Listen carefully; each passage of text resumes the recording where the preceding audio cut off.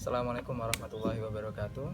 Perkenalkan, nama saya Kit Nubail Sidki. Saya dari kelas 12 IPA 1. Di sini saya akan melakukan eksperimen penerapan reaksi redoks atau reaksi reduksi dan oksidasi yang dapat kita temui dalam kehidupan sehari-hari.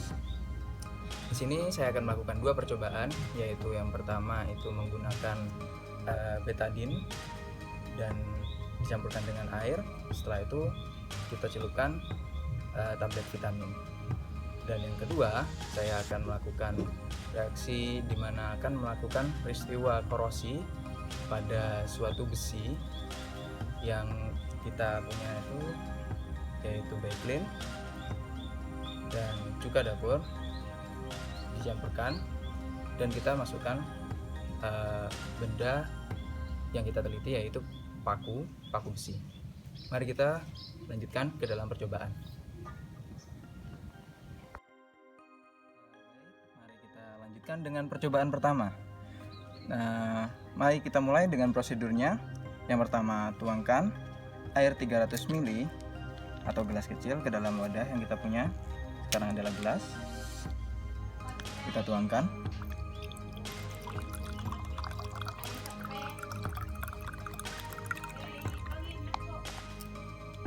Selanjutnya, kita teteskan 20 tetes betadin.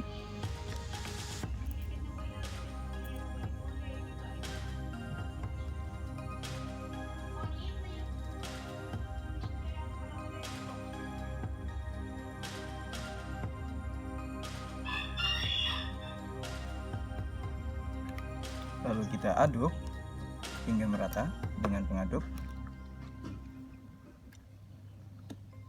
Sini kita bisa lihat bahwa larutan betadin telah terjadi. Lalu kita tambahkan vitamin ke dalam larutan betadin ini. Lalu kita aduk hingga mengalami perubahan warna.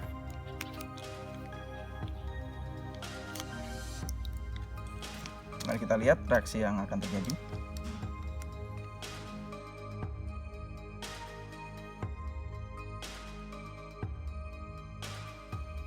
Ini dapat terjadi karena vitamin C atau asam askorbat ini berfungsi sebagai adaptor atau zat yang mengalami oksidasi.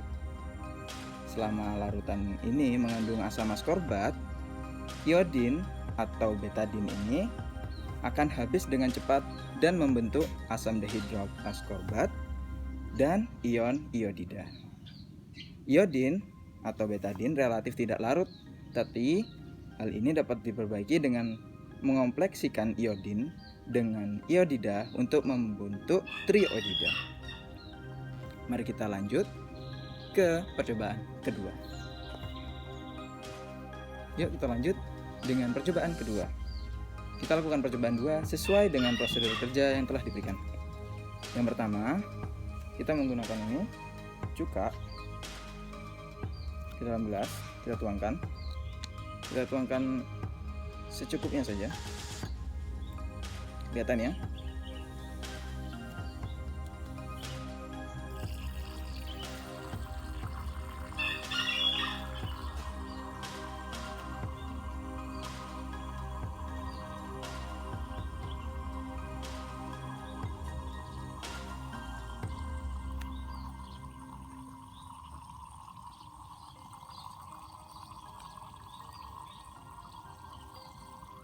Oke, kita gunakan secukupnya.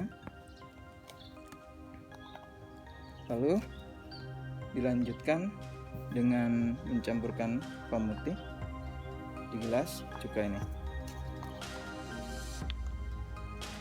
Kita gunakan 1:1 aja.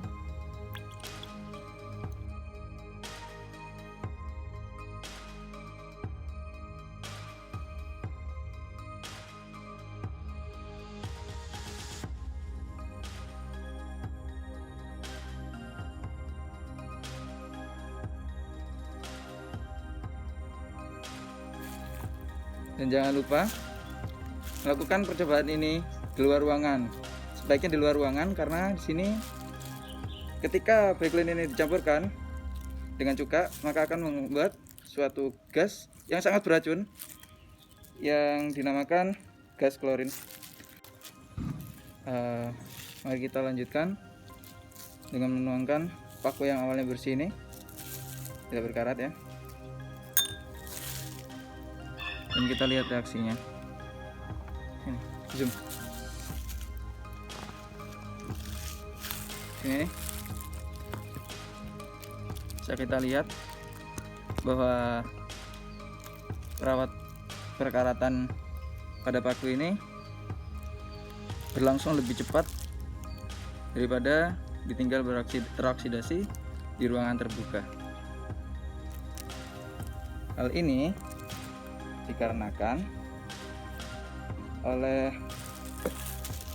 ion hidrogen positif yang dalam cuka ini mengkatalis penggunaan natrium hipoklorit atau bakelin ini yang berfungsi sebagai oksidator. Dan asam asetat pada asam cuka ini membantu atau mengkatalis